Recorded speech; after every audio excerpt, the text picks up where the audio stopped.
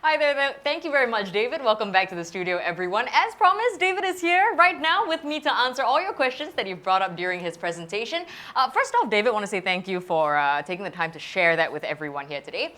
Now, before we start gathering information from the live audience, I wanted to ask, out of curiosity, what does your event company TMA stand for? Oh, right. Okay, so TMA basically stands for the MICE Academy. So when we first started, the initial idea was to have a place for budding event managers to come and learn about the nuts and bolts of events.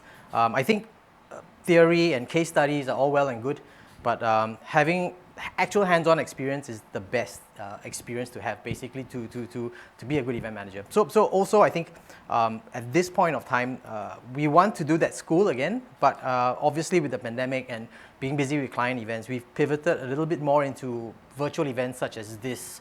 So that's where we are today. Right, very interesting. Thank you.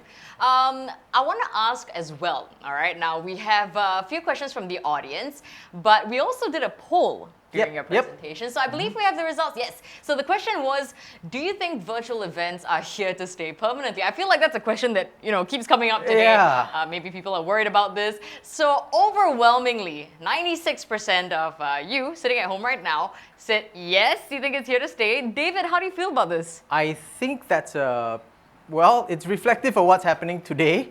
I think also, even if things go back to normal, right? A lot of people have found out, a lot of the event management companies, the marketing companies have found out how positive going virtual can be, because I think whether it's a bigger reach, whether it's data analytics, as spoken by the panel earlier. So there's a lot of advantages there. But as you can see there, I think even by today's news, Keith Tan from STB's chief, he mentioned today that the tourism industry will not get back to normal in the next 3 to 5 years. Yeah. So all we need to do is just keep on learning and improving ourselves on how to do different events, like this one, for example. Exactly. Yep. So let's move on to the questions that we got from our live audience. So Seok T, thank you very much for your question. Seok T asks, David, for yourself, do you plan an event program based on the budget that's allocated to you? Right. Or do you first get the program and then you cost the project? Oh, okay. A little bit of a chicken and egg issue here. Yeah. But to tell the truth, I think most of the time, being informed is the best way to plan this. So for example, if a client has already done an event like this the year before or previous years, you can ask them questions of where they did it, what was their budget, what was their program and stuff like that, and then you can work around that to either improve or keep it in the same range. But if they don't have something like that, I think the first thing to do is find out what their objective is, plan a program based on meeting that objective, and then seeing where the numbers go. Yeah, right. So in a nutshell, that's it. Yeah. Depends on your client. You need to pick good clients. Yeah. And we have a question from Mac. Mac asks, do you think that a virtual event costs more or less than a regular in-person event overall? Okay, so I think short answer would be virtual event would be cheaper than an in-person event. Okay, but adding on to that, I think you do the savings that you get from travel costs, venue costs, F&B, stuff like that. These savings, I think, need to be put into, well, the production works. Like I mentioned earlier, I think the AV production is one thing. The recording studios you need to book, the post editing and stuff like that. So all in all, I think the savings of having a online event versus a in-person event, maybe you would save 25 to maybe 30%, that kind of range. Not the 50 to 75% that I've been hearing and I've been garnering from others as well. So a little bit more to that is like hybrid events. I think because right now the government has allowed up to 250 packs for the projects going on now with the safety management measures in place, right? So that is another ballgame altogether, because you have to understand that you are doing a physical event. So the costs are already there.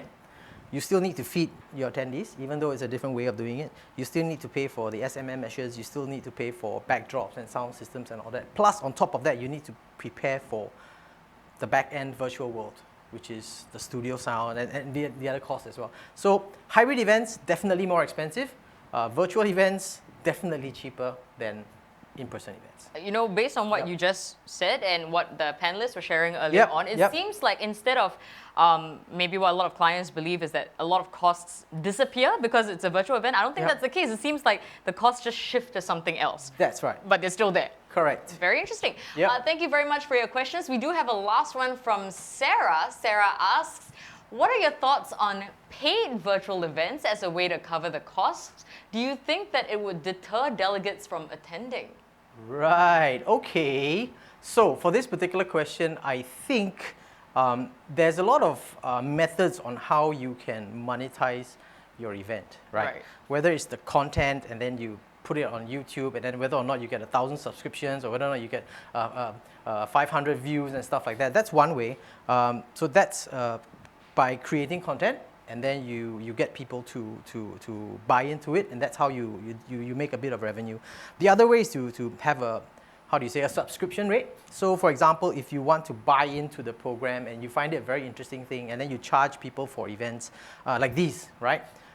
So that's a little bit more iffy because you need to have a back history. You need to have experience in doing this.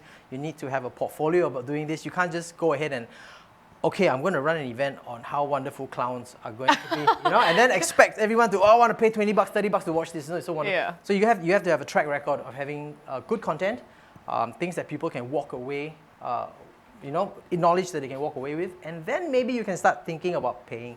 So many ways, but to answer the question, yeah, it's a very iffy place to go to, actually. Yeah, all right.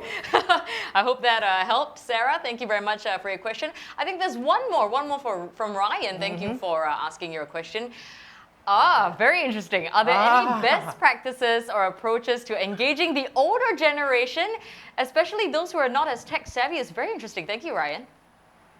Okay, so this one's a bit of a challenge because I'm part of the older generation as well. Right? What engages you, sir? So basically, I think when it comes to the so-called older generation, I don't think being not tech savvy is really much of an issue, to be honest, because I think everyone has a handphone, and there are many platforms where you can just click and go into the platform to watch the event. So they've made it as simple as possible. For example, Hopin is pretty good, and then like the ones I mentioned earlier, Zoom is super easy. You just click in and play. But what I think needs to be done to mitigate this is to make sure that your participants, you give them instructions beforehand. For example, you send them, okay, sign in to your Hopin account, click here, click there. If you're on mobile, click here. Maybe you can create infographics for them that's easy to follow. But yeah, but aside from, I don't know, sending them to tech school, I don't think that's, yeah, but it's to ensure that it's every step of the way they are taken care of. So you must know who your audience are, is, and then you must also create, you must find the correct platform for the correct audience. Interestingly, maybe that creates a new role, someone from the team, the event team, to connect with these people and explain things to them. So that's right. Very interesting. Thank you very much, Ryan. I believe we're almost coming to the end of our time for this segment. And thank you very much for joining us today, for asking the questions. We hope that David was able to answer them. If you do still have questions and we weren't able to reach yours, maybe David will be able to email you right after this event. Thank you very much. Thank you for being here with us today, for your presentation earlier, and for speaking to our audience.